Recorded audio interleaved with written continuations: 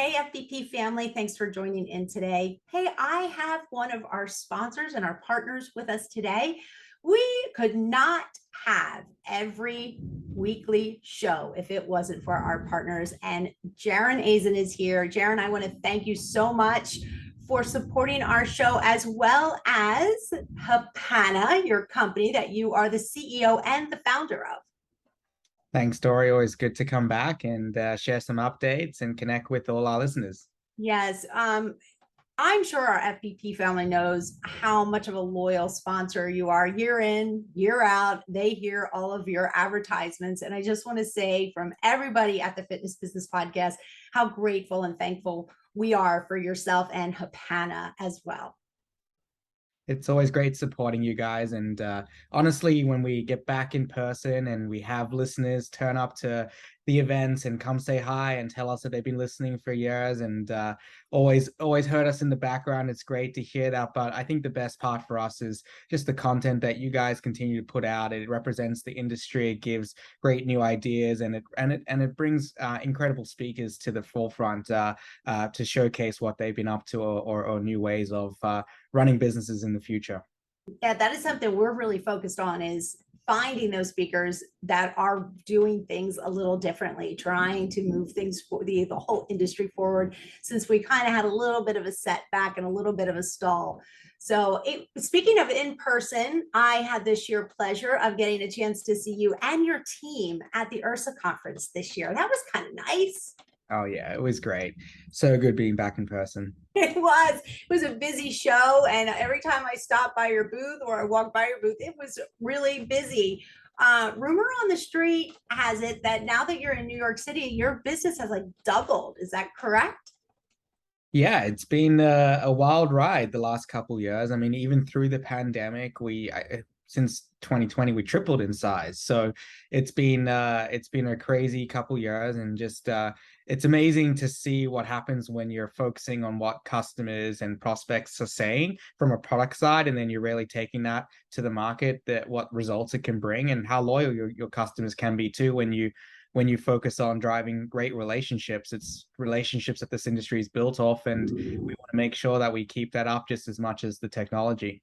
Yes, yes. And what I find so, I don't know, kind of exciting or just ballsy about you is that you rebranded your entire company just this past year. Yeah. Hopefully the very last time we have to do that. I mean, certainly it was a great exercise to get to know what our new identity can be, how we need to position ourselves in the market, and also what people think about us, whether that's employees, customers, partners, everyone in the mix, so that we could ultimately drive what we want to achieve together. But it was naming a company is incredibly difficult, and as I said, this is hopefully the very last time I have to worry about doing that here. It's tough. It's not, I agree with you. It's not easy.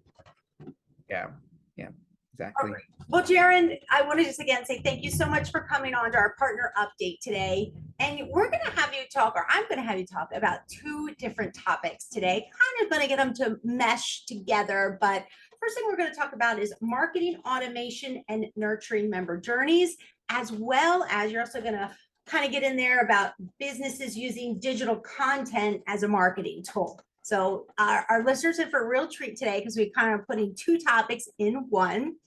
And I'm going to turn the mic over to you, and I'd love to hear what you have to say about marketing automation and nurturing member journeys. So for us, there's really two parts of nurturing journeys. If we want to sort of break it down in the most simple way, there is the funnels that you need, and the automation and the techniques that you take a member from being a prospect to actually being a member in the gym and converting them. And that's sort of taking them from the top of the funnel right through your engine, nurturing them potentially over a period of time, and then activating them as a member.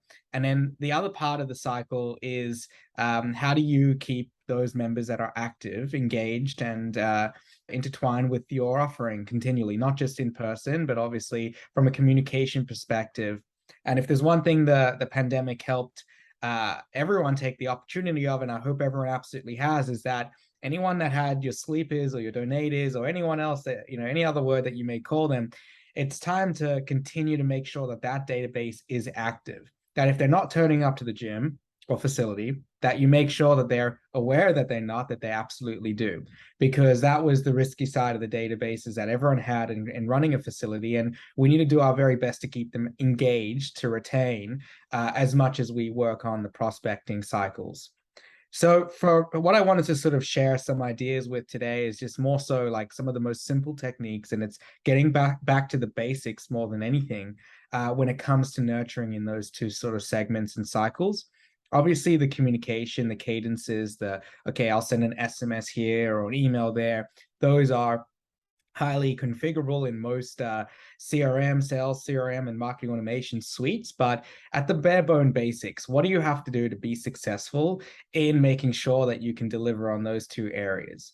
So if I can, basically, let's start with the prospecting side. Okay. And the first thing is identifying the stages that you want to move a prospect through. What does their buy decision look like in actual sizable chunks?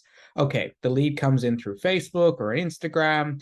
After that, we are going to direct them to a form. The form is going to allocate them to a sales rep. The sales rep is going to call. The next stage is to get them to come in for a walkthrough. What is it that exactly that you're trying to do as you break down those steps? And if you're a boutique, that will also look incredibly different because most of the time it's self-service. And so your prospecting cycle is, here's a form to create an account to basically buy an introductory offer. And everything else behind the scenes is just getting you to turn up to your very first class, to actually attend your first class. And what are those key triggers beyond that point to actually convert to a full-blown membership? And so whether it's you're running a boutique studio or a big box, the very first step is to really identify that buyer journey. And honestly, each time that you identify those pipeline stages, what you want to do is the most simple technique. Let's say that one of the stages is that they make their very first booking or they turn up for their very first attendance. That's their first sort of milestone to get them towards. And the second immediately after that is their second attendance. Or second check-in at the facility, and that's normally happens at they normally check in 2 or 3 times before they actually go and convert to a full-blown membership. Maybe that's your sales cycle and journey. And I think that at each stages in these cycles, if they become stale in one of those columns, in one of those pipeline verticals or opportunity stages, that's when you need to really get clever in nurturing them. And the techniques to nurture them is ultimately what will pave the way for them to move to the next stage. So some of the things that we see our brands utilizing and each of these stages is basically setting up your cadences or your sequences or your workflows, depending on what systems that you're using. And if they get stuck in that stage, let's say that they've had their first attendance, and now until they get to their second attendance, which means they get unsubscribed from that previous workflow, they then get nurtured by email. Maybe they get as a call, they get scheduled as a task to a salesperson to reach out after day 10. Then there's an SMS that goes out on day 14. And you basically, I think the best results that we see across the platform is the brands that use a kind of an array and a diverse kind of array of different communication techniques. It's not just email, because maybe that member is not responsive to email as such, or prospect is responsive to email.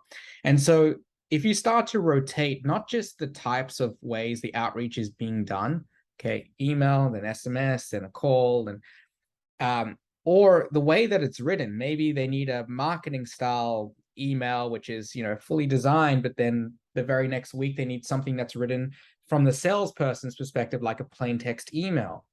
And we see even brands going as far as switching who the potential salesperson is, rotating those leads around. Maybe it wasn't person A that they were able to build a rapport with when they turned up on site and connected with, and now it's going to be person B. And so these are the most important techniques when trying to move these prospects through the stages, that at each time when they get stuck or stale in a pipeline, to rotate the different types of techniques of communicating and seeing ultimately what will work for that particular prospect. Excellent. And I love listening to you talk about CRM and the workflow. I've used it probably for the last 10 years of my fitness facility career. So I'm sitting here just laughing, thinking about, yeah, the cadence and the text message and then the emails. So on board with you there 100%. All right, so let's now transition and loop in about businesses using digital content as a marketing tool. So I'm gonna sort of link these topics together with the automation when it comes to retention-based activities, because using content in today's world post the pandemic, where we were shut and had to go online completely, they really work hand in hand. And so little things like gamifying the rewards of when they hit their 100th attendance or 200th attendance at the facility. Okay, it's 100, so it's not a crazy huge milestone, but what we're going to do is send them a text message, and in the app or something like that, the branded app experience, this is where you can use multimedia and other ways to reward these members. So it unlocks a particular banner, or alert pops up, or a push notification goes out congratulating them. But there's touch points also, again, across multiple mediums depending on where they're going to react to it. And that's then when you use things like let's say it's 1,000 attendance, so it's a huge milestone. In those circumstances, you may also choose to do other things. You may assign it to the GM at the facility, who's going to give you a personalized call. The banner's going to pop up and give you a promo code to refer a friend. And that's when you start to really get depth in the way that you're able to target these messages to different prospects or active members. Another way that we are seeing the multimedia come into play is also from the prospecting to conversion cycles. So targeting content behind like what would be normally a paywall, but let's say someone's on a 7-day free trial, or they've brought a guest, or it's a 5 for 25 introductory offer, whatever it's going to be.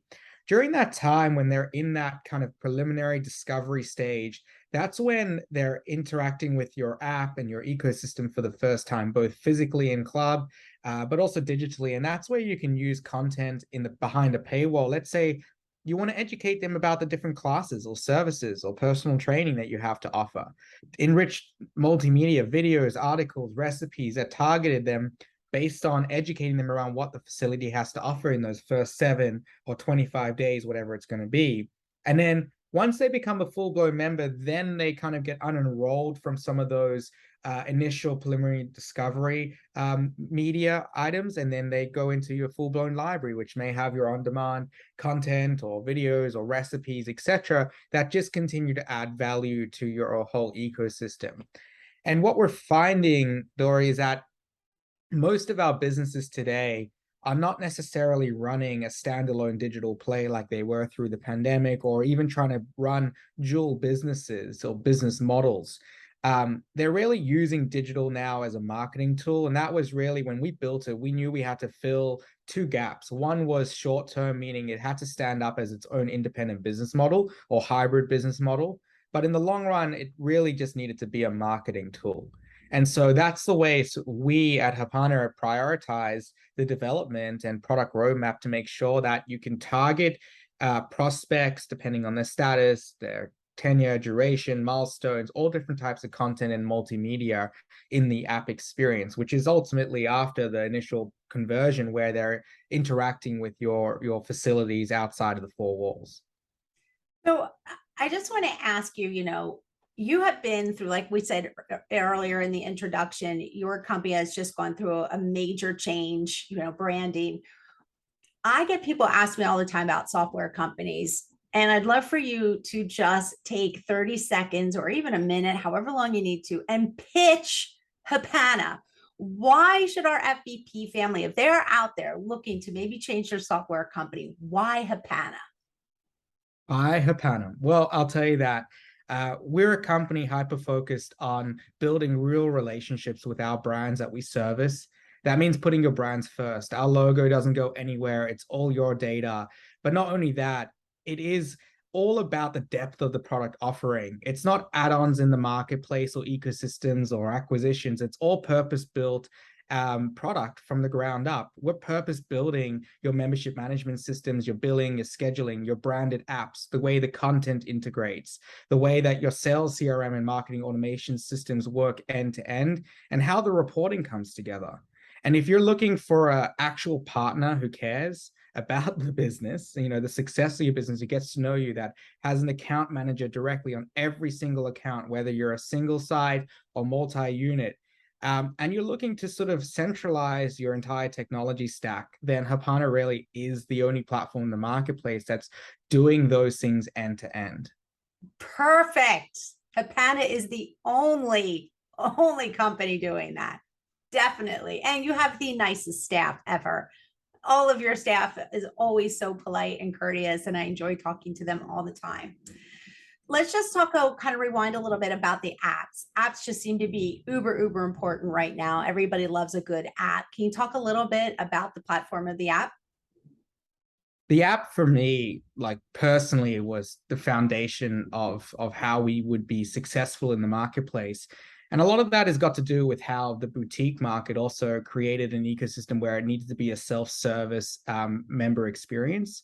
Everything was like front desk heavy in the big box world. And I think that over the last 3 to 5 years, that definitely is also shifting in both, in the big box, and it has already been in the boutique segment, where the app is the cornerstone and the gateway to your members outside of the four walls. It's also the gateway to promote and upsell services and create a digital community.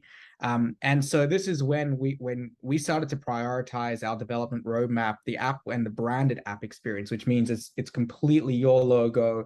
Ours is nowhere to be seen. It's your color scheme, it's your fonts, it's your labels. Everything is tweaked just to perfection to your business model. That was really a big criticality for us, because not only is the app there as that gateway to your members, but it is also a representation of your business to your members. If that app is really simple and easy to book a private, a chirotherapy booking, or a class, or refer a friend, whatever the mechanism is that they're interacting with it, if they're having a great experience in all of those angles in the app, then they're a happy member. They're referring because it's just a click away. And that's going to drive growth and retention in the business. And so for us, this is the way of the future. And it's the only place that we feel is going to be the mechanism to connect with one single app to members outside of the four walls. Mm-hmm. I couldn't agree with you more on the app and the future of the app and the future of business. All right, so here's what I'm going to say to you. The last couple months, I feel like eyes have been on Hapana. And why do I say that? JT and I have had so many people ask us about your company because of the big rebranding, name change. I felt a lot of buzz about your company. I would love for you just to maybe share with our FBP family, if anybody is out there just thinking about rebranding or renaming a gym, or whatever it would be, what for you is maybe some advice? Maybe in that advice, what's the biggest challenge or hurdle that you came across that maybe what you have to say could help somebody out there, a business owner that's looking to make some major changes with their business? That's a great question. I think the most valuable thing for us that we decided to do was use a completely external body to anyone that had ever interacted with our company to drive the process. Anyone that's close in the company, it could even be employees or your current marketing agencies or whatever it's going to be, they know your business. They already have an idea around how you could potentially structure. And that's not a bad thing necessarily, but an independent body coming in there to make their assessments, to do their interviews, to really get to understand the business with fresh new eyes and present a new way of thinking is what's going to separate you. And that's what would justify, like, it has to be a material change to justify going through all the effort to rebrand and domains and logos and shirts and everything, right? It's a massive effort. And so I think that it has to be a lot different and have a lot of purpose, and having new independent viewpoints was the most critical factor for us.